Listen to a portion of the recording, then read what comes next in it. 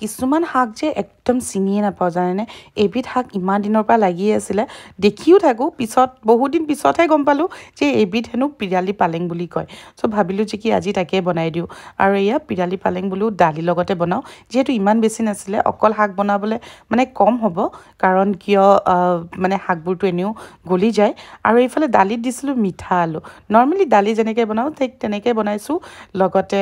পালেং শাকটো কাটি দিছোঁ পালেং শাক মানে এয়া আকৌ পিৰালি পালেং দেই নৰ্মেল আমাৰ এনেকুৱা পালেং নহয় আৰু ইফালে বোলো অকণমান চাটুৰ এটা চাটনিও বনাওঁ চাটু গুড়ি আকৌ কি জানে নাই শুকান বুটৰ গুড়ি হয় এয়া বহুত হাই প্ৰ'টিন থাকে ইয়াত আৰু খাবলৈ খুব ভাল লাগে চ' ভাবিলোঁ তাৰে এবিধ